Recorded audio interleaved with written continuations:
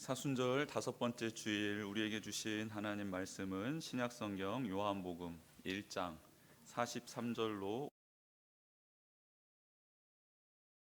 신약성경 143면에 나와 있는 요한복음 1장 43절로 51절의 말씀 한 절씩 교독하겠습니다.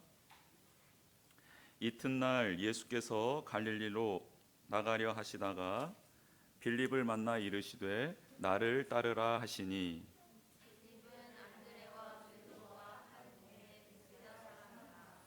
빌립이 나다나엘을 찾아 이르되 모세가 율법에 기록하였고 여러 선지자가 기록한 그 일을 우리가 만났으니 요셉의 아들 나사렛 예수니라.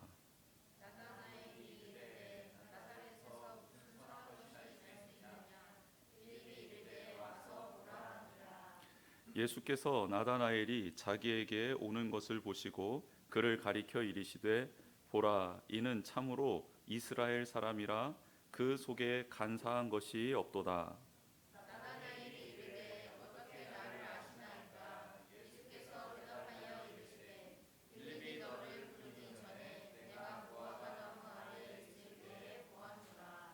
나다나엘이 대답하되 랍비여, 당신은 하나님의 아들이시요 당신은 이스라엘의 임금이로소이다.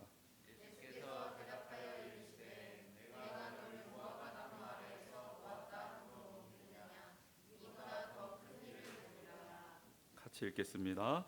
또 이르시되 진실로 진실로 너희에게 이르노니 하늘이 열리고 하나님의 자녀들이 인자 위에 오르락 내리락 하는 것을 보리라 하시니라. 아멘.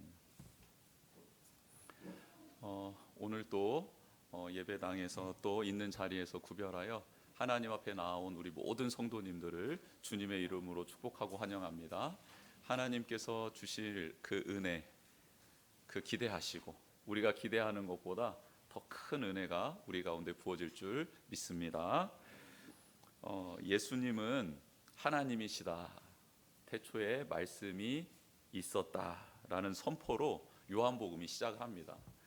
즉 예수님은 이 땅에 인간의 몸을 입고 오신 분이시기도 하지만 그 예수님은 완전한 신 하나님이시다라는 것을 선포하며 시작하는 게 요한복음입니다.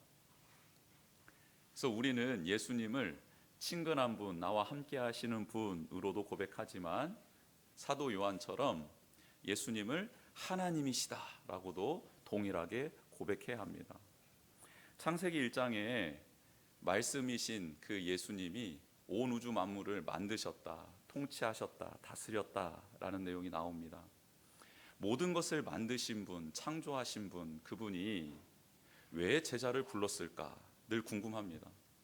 그냥 말씀 한마디면 되시는데, 그리고 모든 사람들에게 하나님을 믿어라 하면 될 일인데, 그보다 더 왜 높고 높은 보좌 그 하나님의 나라를 버리고 이 땅에 오셨을까? 그냥 위에서 말씀하셔도 되는데 왜 오셨을까? 궁금한 게 한두 가지가 아닙니다. 특별히 예수님께서 이 땅에 오셔서 제일 첫 사역이 무엇이었나? 제자를 부르는 거였습니다. 제자를 삼는 거였어요. 그럼 여기서 우리는 질문할 수 있습니다. 예수님이 뭔가 부족하셨나? 뭔가 부족하셔서 사람들에게 도움을 요청하신 건가? 이렇게 생각할 수 있습니다. 공생애를 시작하실 때 제자들과 무언가 더불어 해야 될 일이 있어서 제자들을 부르신 것 아닐까라는 생각을 하게 되죠. 그런데요, 우리가 아시다시피 예수님은 부족한 것이 전혀 없으셨던 분입니다. 말 그대로 전지하고 전능하신 분입니다. 그렇다면 무언가 부족해서 제자들을 부른 게 아니다라는 답을 금방 얻을 수 있습니다. 그리고 놀랍게 요한복음 1장은 예수 그리스도가 하나님이시다라는 선포로 시작하여 그 예수님이 사람을 부르셨다라는 것으로 매듭이 지어집니다. 신비이죠, 신비. 도대체 무슨 일이 그리고 무슨 의도가 그 속에 담겨져 있는 것일까 고민해 봅니다. 여러분, 예수님께서 제자들을 부르셨을 때에 목적이 있었습니다. 그 목적을 세 가지로 정리해 보았습니다. 첫 번째는 신앙 공동체 안에서 건강하게 균형을 잡아야 한다라는 것이 예수님이 우리에게 가르쳐 주시는 메시지입니다. 예수님은 완전한데 제자로 부름받은 우리들은 불완전하다라는 거예요. 성향과 성격, 경험이 다 다르지요. 자라온 배경도 다릅니다. 여러 다른 환경에서 자란 사람들이 모였습니다. 모여서 서로 영향을 주고 받고 다듬어지고 변화되면서 공동체가 온전해지고 신앙이 온전해진다라는 것을 가르쳐 주시기 위하여 예수님이, 완전하신 예수님이 불완전한 우리들을 부르신 겁니다. 혼자 신앙생활 할 수 있다라고 말하는 분들이 좀 종종 있습니다. 나는 혼자서도 예수님 잘 믿을 수 있고 믿음 지킬 수 있다라고 말하는 분들이 있습니다.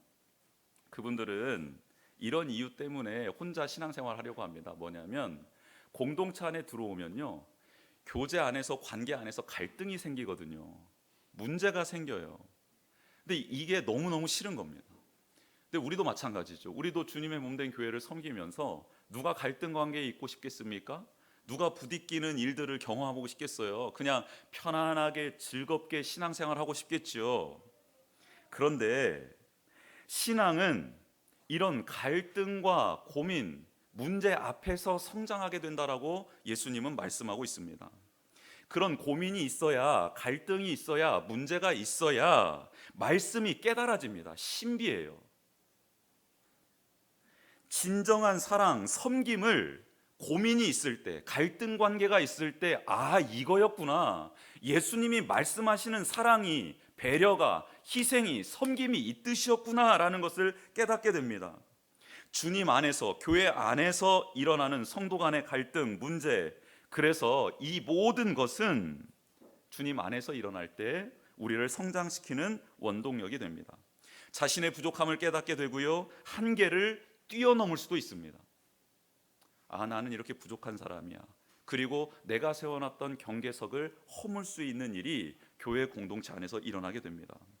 다른 사람의 의견도 받아들일 줄 모르고 다른 사람을 품고 용서할 줄도 모르는 우리가 어떻게 하나님의 말씀을 받아들일 수 있고 하나님이 용서하셨다라는 것을 깨달을 수 있겠습니까?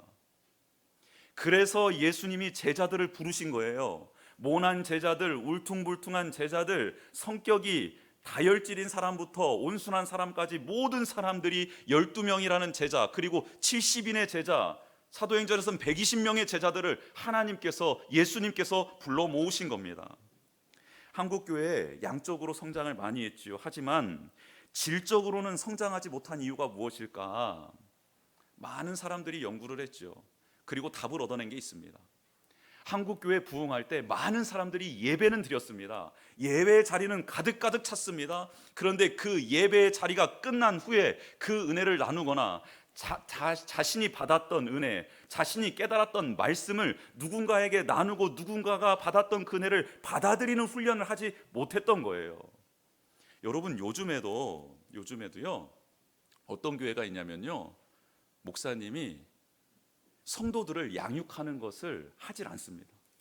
모여서 놀고 즐기고 하는 것들은요, 권장해요. 동아리 형태로 소그룹을 하라고 권장을 합니다. 그런데 큐티 소그룹이요, 못 만들게 하고요, 기도 소그룹 못 만들게 하고요, 제자 훈련, 성경 공부하는 소그룹 못 만들게 합니다. 왜 그런지 아세요? 성도들이 순종 안 한다는 거예요. 뭐라고 해야 됩니까? 이게 뭔가 머리가 커지면 이렇게 순종을 안 하기 때문에 노는 것은 권장하는데요, 가르치고 그리고 배우고 거듭나고 나누는 것들은 권장하지 않아요. 저희 교회는 어떻게 하고 있죠? 우리 교회는 스스로 판단하시길 바랍니다. 스스로 판단. 시켜도 안 하면 큰 문제지. 아무튼 그렇게 하고 있어요. 그런데 여러분, 이 소그룹 안에서의 나눔, 이거 소중하게 여기셔야 합니다. 예수님이 제자 공동체 만드신 이유가요, 그 안에서 믿음이 성장할 수 있기 때문이에요. 나눔이 없잖아요. 그래서 갈등이 없잖아요. 그리고 깨어짐이 없잖아요. 그러면 우리는 하나님의 뜻을 온전히 이해할 수 없습니다. 그래서 서로 나누는 것, 서로 말씀을 나누고 삶을 나누고 그 안에서 하나님의 역사하심을 기대하며 고대하며 나아가는 그 공동체가 있을 때, 소그룹이 있을 때 교회는 건강해지는 거예요. 안 그러면 예수님이 대그룹 목회하셨어야죠. 한마디씩 베세다에 모인 사람들 한 2만 명씩 모아가지고 한마디 선포하고 사라지셨어야죠. 그리고 다음 모임 또 크게 하나 열어가지고 대중 집회하고 또 사라지셨어야죠. 그게 아니잖아요. 먹고 마시고 함께 동거동락했던 제자 12명을 따로 뽑았다. 이것이 주는 의미가 있다라는 것 우리가 깨달았으면 좋겠습니다. 공동체 안에서 갈등이 있을 수 있어요. 또 소그룹 안에서 마음이 맞지 않는 것 있을 수 있습니다. 그런데 그게 배우는 겁니다. 나의 한계를 뛰어넘는 거고요. 그 누군가를 받아들이는 훈련 말입니다. 그래야 우리는 사랑이 뭔지를 깨닫게 되고요. 하나님 말씀을 실천할 수 있는 장이 마련되는 겁니다. 용서의 장이 마련되는 거죠. 섬김의 장이 마련되는 거죠. 배려의 장이 마련되는 거죠. 나를 깨트리는 장이 마련되는 거죠. 이런 장이 바로 그런 소그룹의 장인 줄 믿습니다. 사랑하는 성도 여러분, 우리가 그런 장을 만들어 씁니다. 그렇죠? 6개의 셈이 있습니다. 그리고 따로따로 어떤 팀들이 모여져 있습니다.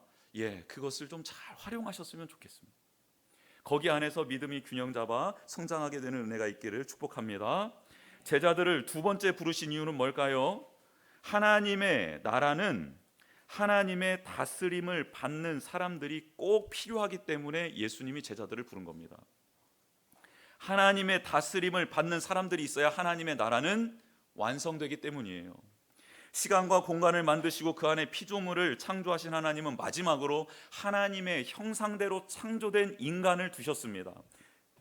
화룡점정이라는 사자성어가 있죠. 양나라 때 화가 장승유가 용을 그린 뒤에 마지막으로 그 용의 눈을 그렸더니 그 화폭에 담겨있던 용이 갑자기 살아나서 구름 위로 승천했다라는 고사에서 나온 성어입니다. 아름답게 온 우주를 만드신 하나님이 당신의 형상대로 창조된 인간을 맨 마지막에 딱 만드심으로 온 우주의 창조가 마무리되었습니다. 그리고 하나님 뭐 하셨죠? 안식하셨죠. 하나님의 다스림을 받는 우리 인간이 없다면 하나님의 나라, 하나님의 통치는 완벽하게 구현될 수 없다라는 것이 하나님의 말씀입니다. 그래서 하나님은 반드시 하나님의 형상이 회복된 사람이 필요합니다. 그래서 예수님께서 이 땅에 오신 것이고요. 그 예수님은 우리 안에 있는 하나님의 형상이 회복될 수 있도록 도와주신 분이 바로 예수님이십니다. 인간이 죄를 짓고 하나님과의 관계가 단절된 후에 하나님의 다스림을 받는 사람들이 없었지요.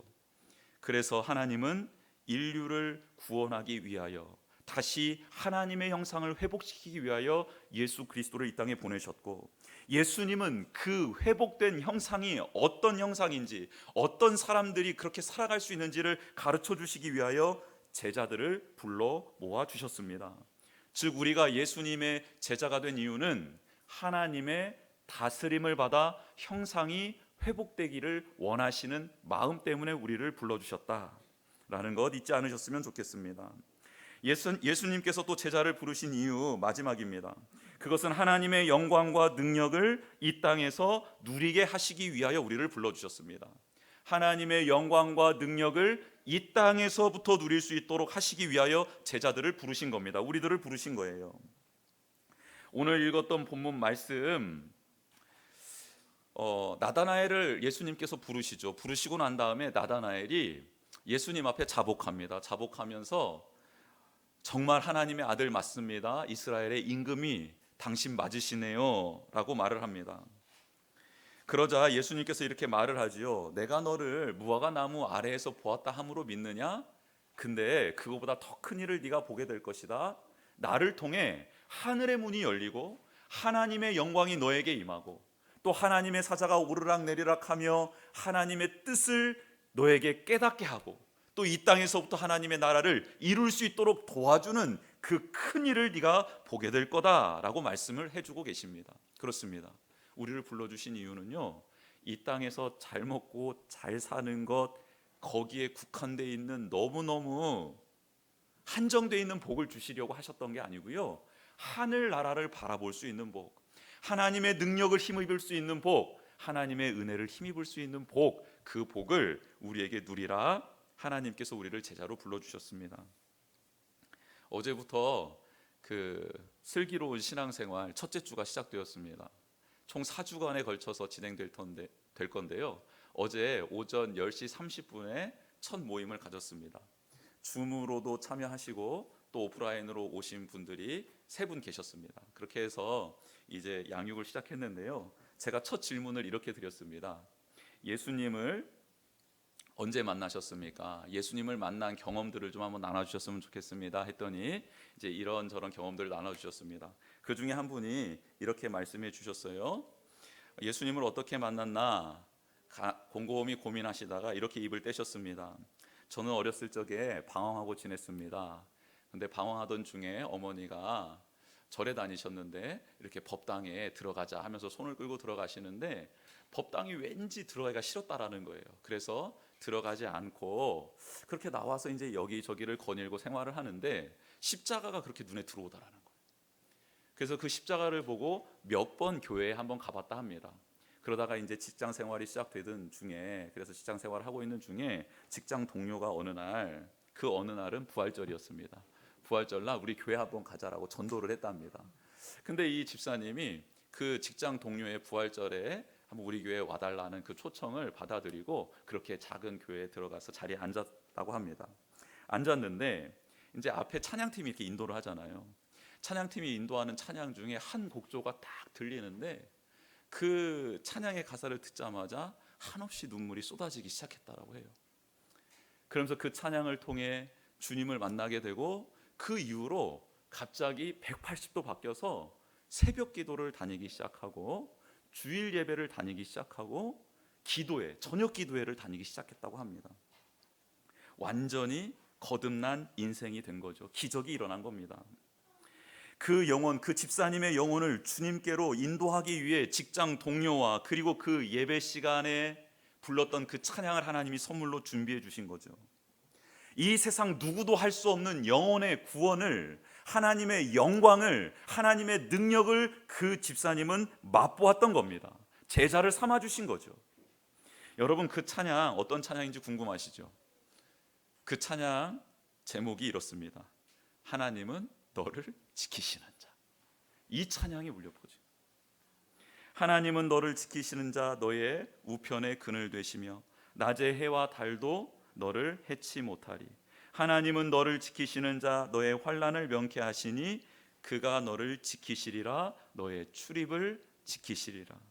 눈을 들어 산을 보아라. 너의 도움 어디서 오나? 천지 지으신 너를 만드신 여호와께로다. 지치고 상한 집사님의 영혼을 어루만져 주시고 방황하고 있던 그 영혼을 감싸 안아 주셨던 그 사랑, 그 영광이 그 집사님의 영혼을 덮어버린 겁니다. 그러니 피할 수 없었던 거예요. 거부할 수 없었던 겁니다. 그렇게 받아들였던 집사님의 예수님을 만났던 그 스토리를 듣게 되었습니다. 여러분, 지금 왜 예수님께서 우리를 이렇게 불러주신 겁니까? 우리가 연약하기 때문이에요. 홀로 신앙생활 하다가는 외골수로 빠져서 신비주의에 빠져서 문자주의에 빠져서 잘못된 신앙을 가질까봐 이렇게 모여서 예배하고 서로 나누며 서로 온전하지 못한 지식들을 나누며 온전해지고 배움을 통해 또 온전해지고 서로를 사랑하고 배려하도록 우리를 불러주신 겁니다. 초대교회의 모습들을 한마디로 정의하면 무엇일까요? 모이기를 힘썼고요, 서로 교제하며 떡을 떼고 말씀을 배우고 기도한 것이 초대교회를 한마디로 정의할 수 있는 말 아닙니까? 그래야 예수님을 닮고 따를 수 있다라고 성령님께서 그렇게 초대교회에 역사하셨던 것 아닐까요? 성령님이 임하셔서 가장 먼저 하신 것 무엇이죠? 교회를 세운 겁니다. 예수님을 구주로 고백하는 자들을 모아주셨다라는 거예요. 성령님이 제일 처음 하신 일입니다. 방언으로 역사하셨죠. 역사하신 이유가 뭡니까? 그렇죠. 예수 그리스도를 구주로 고백하는 자들을 모으시기 위하여 방언으로 예수 그리스도가 이 땅에 오신 이유와 십자가에 달려 돌아가신 이유와 부활하신 증거를 각 나라의 언어로 말하게끔 하신 것 아닙니까? 여러분, 지금 이 시간 예수님께서, 성령님께서 동일하게 우리에게 말씀해 주십니다. 너희들을 내가 제자 삼은 이유를 바로 알았으면 좋겠다라고 말입니다. 우리를 불러주신 하나님께 감사와 영광을 올려드렸으면 좋겠습니다. 오늘 제자를 부르시는 예수님의 모습이 그렇게 등장합니다. 갈릴리로 가시려다가 빌립이라는 사람을 만나시죠. 근데 여기서 만났다라는 이 원어는요, 우연히 만났다라는 뜻이 아닙니다. 예수님께서 찾고 찾았다라는 뜻이 담겨져 있습니다. 즉 빌립을 우연히 어디 가다가 만난 게 아니고요, 빌립을 찾아가신 겁니다. 찾아가신 거예요. 여러분, 우리를 예수님께서 우연히 만나 주신 게 아니고요, 우리를 영원 전부터 찾고 기다리셨던 그 예수님이셨음을 믿기를 주님의 이름으로 축복합니다. 우리는 우연한 존재가 아니에요. 예수님께서 창세전부터 우리를 만나기 위해서, 우리를 불러주시기 위해서 기다리셨다라는 겁니다.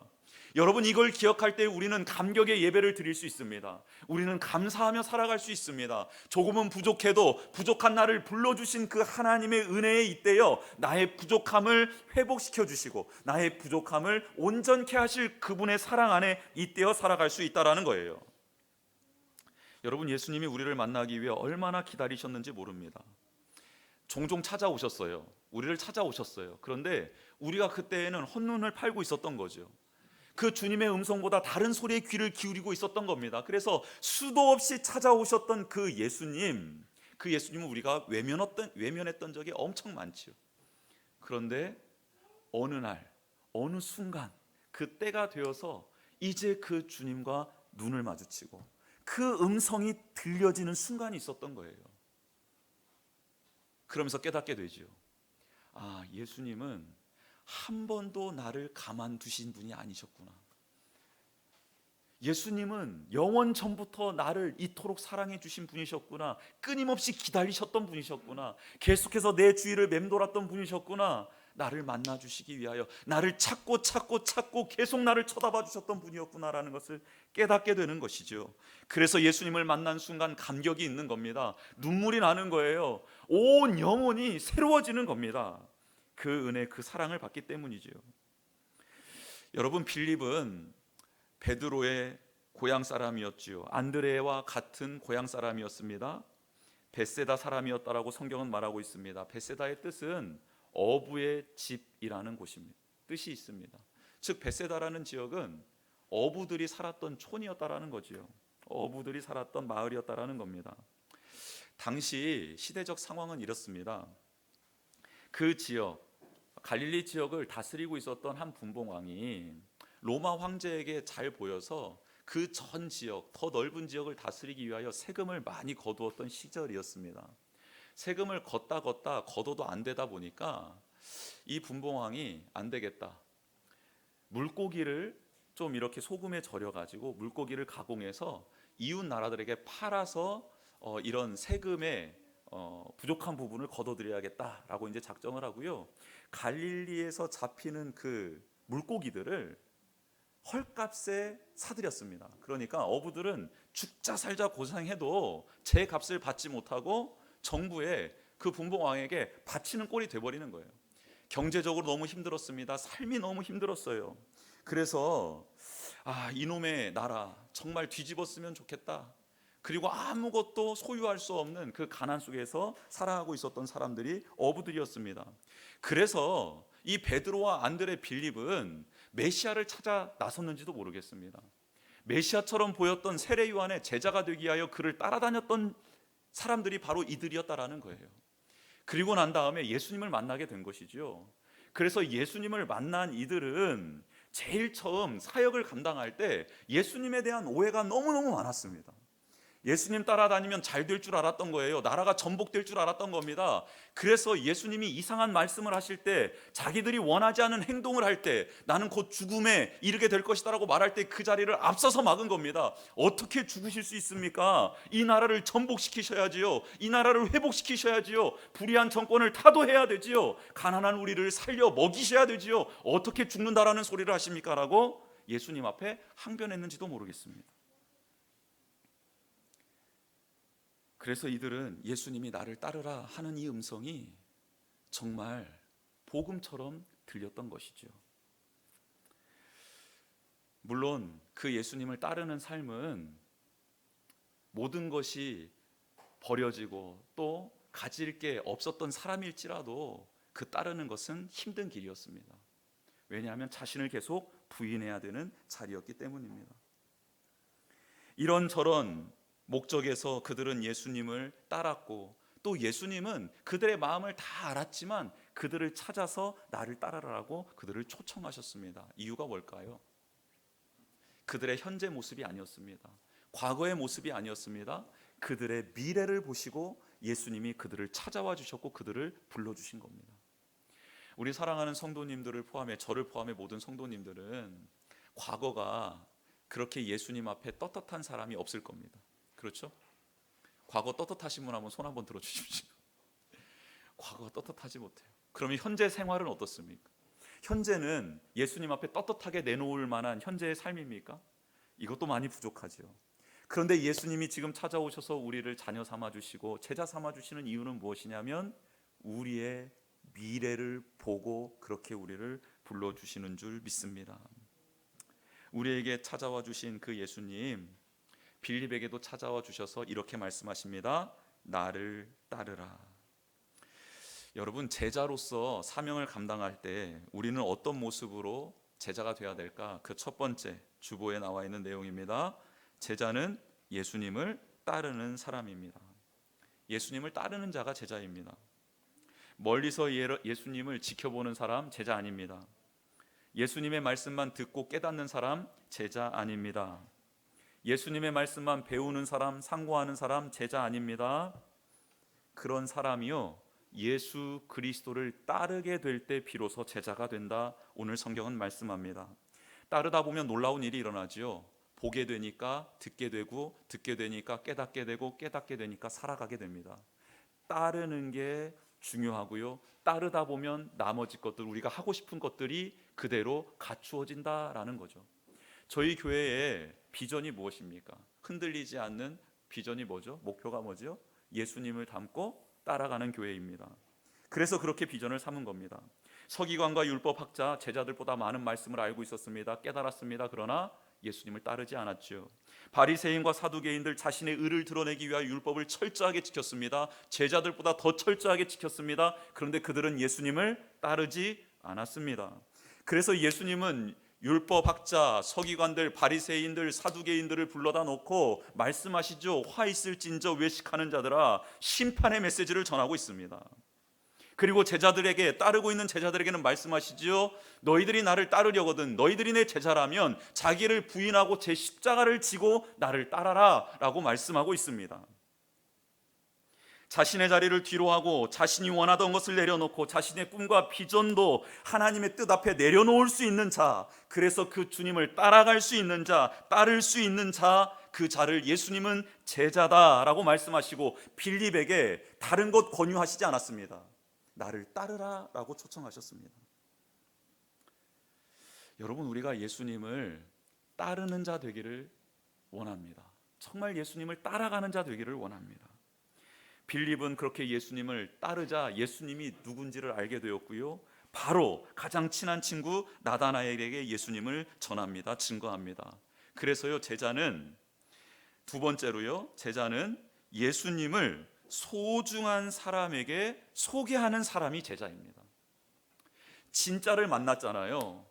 보화를 발견했잖아요. 그러면 이 보화, 이 가치 있는 분을 소개하는 것이 너무 자연스러운 게 제자들의 모습이더라는 겁니다. 여러분, 우리는 예수님을 그 누군가에게 자랑스럽게 전하고 있습니까? 예수님이 내게 주셨던 은혜를 누군가에게 기쁨으로 나눠주고 있습니까? 그리고 그 사람도 예수님이 얼마나 사랑하는지를 기도하다 깨달은 그 내용을 전해주고 있습니까? 먼저는 누구에게 전해야 될까요? 그렇죠, 사랑하는 가족에게 먼저 전해야 합니다. 내게 오늘 주신 은혜를 가족들에게 나눌 수 있어야 합니다. 가족들이 받은 은혜를 들어줄 수 있어야 합니다. 이게 먼저입니다. 그리고 소중한 사람들, 나와 함께 이 길을 걸어가야 될 사람들, 만나게 해주신 분들, 알게 해주신 그 소중한 사람들에게 예수 그리스도를 전해야 합니다. 소개해줘야 합니다. 여러분, 이게 바로 제자이지요. 그래서 빌립은 나다나엘에게 가서 예수님을 전합니다. 나다나엘에게 전해요.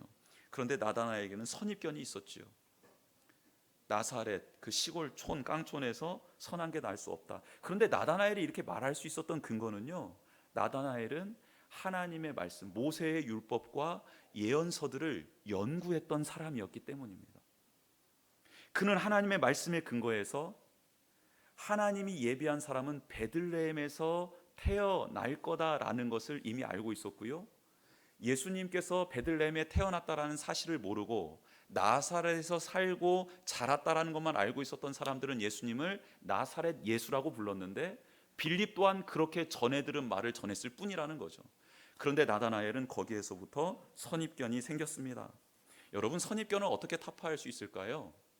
선입견은요, 하나님의 말씀대로 생각할 때 선입견은 무너지게 됩니다. 하나님의 말씀대로 생각하고요, 말씀대로 마음을 다잡게 되면 이 선입견이 사라지게 됩니다. 여러분, 얼마나 선입견이 무서운지 제가 한 가지 예를 좀 들어보겠습니다. 어느 새벽에 큰 비바람이 몰아쳤습니다. 자정이 지난 새벽에 차를 타고 가던 승용차가 빗길에 미끄러져서 전복이 되었어요. 그 안에는 중년 남자 한 분과 청년 한 명이 타고 있었습니다. 그런데 그만 그 두 사람이 다 죽게 되었습니다. 그 자리에서 경찰이 와서 조사를 해보니 중년 남자는 아빠였고 그 청년은 아들이었습니다. 시신을 수습해서 인근 병원으로 시신을 가져다 놨습니다. 이제 의사가 사인을 조사하기 위해서 왔습니다. 와서 그 청년의 그 얼굴을 보기 위해서 이렇게 커버를 벗기고 난 다음에 이 의사는 갑자기 그 자리에 덜썩 주저앉습니다. 그리고 이렇게 외칩니다. 하나님, 이 아이는 제 아들입니다 라고 외칩니다. 응급실에 당직을 서고 있었던 이 의사가 아버지는 이미 있고 아들인 게 밝혀진 이 상황 속에서 그 커버를 벗겨서 얼굴을 보고 내 아들이라고 말하는 이유가 도대체 뭘까요? 진짜 아버지는 이 의사고, 그리고 옆에 타고 있었던 그 중년 남자는 양 아버지인 건가요? 아니면 진짜 아빠는 이 의사였고 엄마와 지금 살고 있는 이 남편은 그 사실을 모르고 살아가고 있는 드라마 속의 어떤 그런 장면일까요? 여러분 어떻게 생각하십니까? 이 의사는 누구일까요? 정답은 엄마였습니다. 엄마요, 엄마. 병원의 응급실에 대기하고 있는, 당직 서고 있는 의사가 남자라는 고정관념이 있는 한 우리는 이분이 엄마라는 생각을 할 수 없는 거죠. 그런데 생각을 달리하면 아빠가 있고 아들이 있어요. 그리고 그 아들을 보고 아들이라고 부를 수 있는 사람은 단 한 사람밖에 없잖아요. 그러니까 우리가 이게 드라마의 병폐예요, 드라마의 병폐. 여러분, 오늘부터 드라마를 줄이시기를 바랍니다. 끊으라는 말을 못 하겠습니다. 줄이세요. 여러분, 우리는 자라오면서 경험이 누적되고 자라오면서 여러 가지 상황 속에서 느꼈던 감정들, 생각들, 의식들이 고착화되어 있기 때문에 예수님이 나를 따르라, 혹은 나는 하나님의 아들이다, 나는 천지를 창조한 분이다라고 말씀하실 때 거기에 대해서 자체적으로 해석을 합니다. 자체적으로 우리 안에서 걸러요. 그리고 그 온전한 의미, 말씀 그대로를 받아들이고 말씀 그대로를 따라가려고 애쓰는 게 아니고요, 말씀을 재해석하고 말씀을 또 합리화시키고 말씀 속에서 무언가 신비로운 것, 더 다른 의미가 있겠지라고 말씀을 합니다. 여러분, 아니에요. 예수님이 물 먹고 싶다 하면 그냥 물 떠다 드리면 돼요. 아니야, 물은 아니야. 예수님이신데 물은 아니야. 탄약을 다리고 볶고 해가지고 갖다 예수님을 물 먹고 싶다고 말씀하시는 거예요. 물 먹고 싶다. 가져왔는데 예수님 한약 알러지 있는 거, 한약 알러지 먹고 막 두드러기. 그냥 예수님이 말씀하시면 말씀대로 했으면 좋겠어요. 나 물 먹고 싶다 하면 물 갖다 드리셨으면 좋겠어요. 여러분, 나다나엘이 그런데 빌립의 말을 듣고 오는데요, 나다나엘을 보고 예수님의 첫 마디가 뭡니까? 너는 참 이스라엘 사람이구나. 네 안에 거짓이 없구나. 여러분, 나다나엘이요, 어떤 사람이었냐면요, 야곱처럼 속이는 자가 아니었다라는 거예요. 야곱처럼 누군가의 발 뒤꿈치를 잡고 이기는 자, 움켜쥐는 자, 빼앗는 자가 아니었다라는 거예요. 그 야곱을 하나님께서 만나주셨고 거듭난 야곱에게 새 이름 이스라엘을 주셨잖아요. 근데 이스라엘이란 이름으로 살아가고 있는 많은 이스라엘 백성들이 거짓된 삶을 살아가고 하나님을 떠난 삶을 살아가고 있었을 때 그 이스라엘 중에 나다나엘이라는 이 사람이 어떻게 살아가고 있었나? 하나님의 말씀을 상고하고 하나님의 말씀대로 살아가고자 몸부림치고 있었다라는 겁니다. 그것을 예수님이 알아봐 주는 거예요. 그러니요, 나다나엘이 그 말을 듣고 너무 신기했습니다. 너무 신기해요. 어떻게 내 중심을 아시지? 나의 삶의 이 근본적인 아무에게도 말하지 못하고 있는 내가 갈망하고 있는 이 갈망함을 어떻게 아셨지? 그래서 놀라서 묻습니다. 예수님 어떻게 저를 아십니까? 라고 물어요. 그랬더니 예수님 말씀하시죠. 야, 나다나엘아, 빌립이 너를 부르러 가기 전부터 네가 무화과 나무 아래에 있었던 것을 내가 보았다라고 말씀합니다. 근데 여러분이 웃긴 말이잖아요. 내가 너 무화과 나무 아래에 있었던 걸 보았다 그런데요, 이 말을 듣자 나다나엘이 그 앞에 엎드려서 예수님 앞에 뭐라고 고백합니까? 당신은 하나님의 아들이시요 당신은 이스라엘의 임금이로소이다. 여러분, 이 말이 이해가 되시나요? 야, 너 친구가 가기 전에 너 거기 있었던 거 나 알았어, 봤어. 근데 그 말 듣고 왜 갑자기 엎드려서, 이게 지금 말이 앞뒤가 안 맞잖아요. 여기에서 의미하는 무화과 나무 아래라는 의미가 있습니다. 당시 이스라엘 민족 백성들, 서민들은요, 무화과 나무 아래, 무화과 잎이 무성하는 그 아래 그늘이 지거든요. 그 그늘에서 무엇을 했냐면 하나님의 말씀을 읽었습니다. 하나님의 말씀을 읽고요, 그 말씀을 묵상하고 그 묵상한 대로 기도했습니다. 근데 그 기도 중에 빠지지 않는 기도 제목이 있었는데, 당시 경건했던 모든 이스라엘 사람들은 메시아를 대망하고 메시아를 보내달라는 기도를 계속해서 드렸다고 합니다.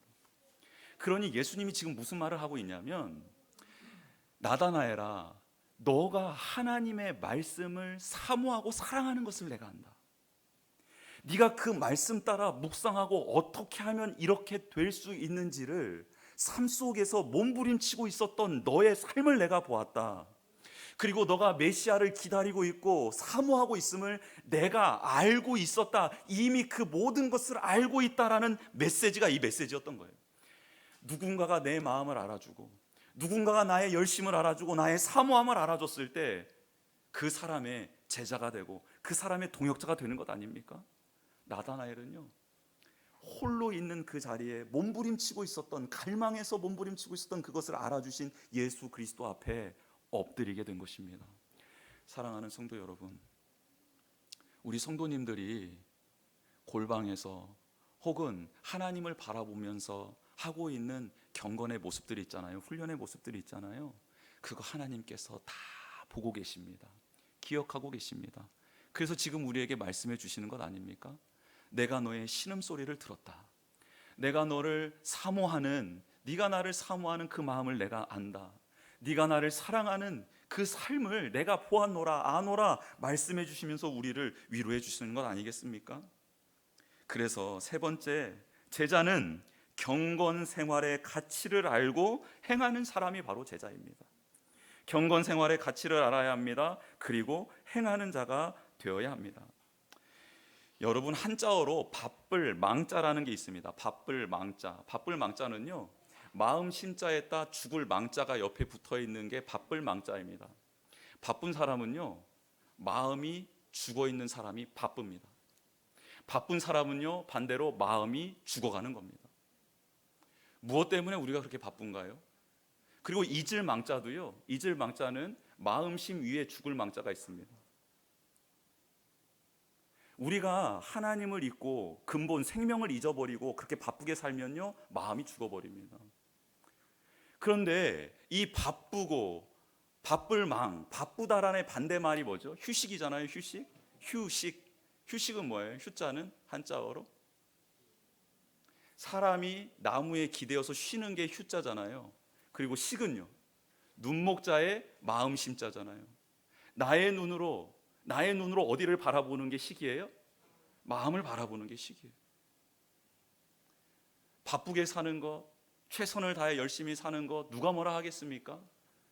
그런데 그렇게 살아가면서 혹시 마음이 죽어버린 것 아닐까요? 휴식이 필요합니다. 우리에게도 무화과 나무 그늘이 필요해요. 예수 그리스도의 십자가 그늘이 필요하다라는 거예요. 그 밑에 들어가서 하나님이 주시는 관점으로 내 마음을 살피고 또 그 눈으로 하나님을 바라보며 하나님의 뜻이 무엇인지를 고대하고 깨달으며 그렇게 나아가는 우리의 영혼의 경건의 가치를 깨닫는 그런 행함의 시간이 우리에게 있어야 되지 않을까, 오늘 성경은 우리에게 교훈하고 있습니다. 예수님은 지금도 우리를 부르고 계십니다. 앞으로 감당해야 할 많은 일이 있기 때문이지요. 그래서 이렇게 말씀하십니다. 하늘이 열리고 하나님의 사자들이 인자 위에 오르락내리락 하는 것을 네가 보게 될 것이다. 너는 그런 자다. 너는 그런 사람으로 내가 불렀다라고 말씀하십니다. 예수 그리스도를 믿는 자는 하늘과 소통하는 자들이 되고 예수 그리스도 안에 있는 거룩한 능력을 나타내는 자가 될 줄 믿습니다. 이게 바로 우리를 부르신 이유입니다. 예수님이 부르신 이유, 그 부르신 이유를 바로 알고 살아가는 우리 모두가 되기를 축복합니다. 나를 따라오너라 라는 음성에 온전히 예수님, 주님을 따라가겠습니다.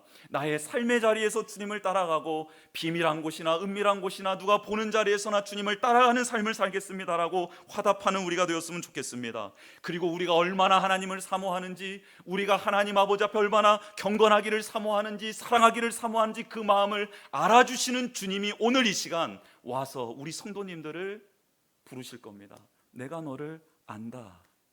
내가 너의 사모함을 안다. 내가 너의 마음을 안다 라고 우리를 알아주시는 그 주님의 음성을 듣고 또 그분을 따라가는 우리 모두가 되기를 주님의 이름으로 축복합니다. 이 시간 함께 찬양했으면 좋겠습니다.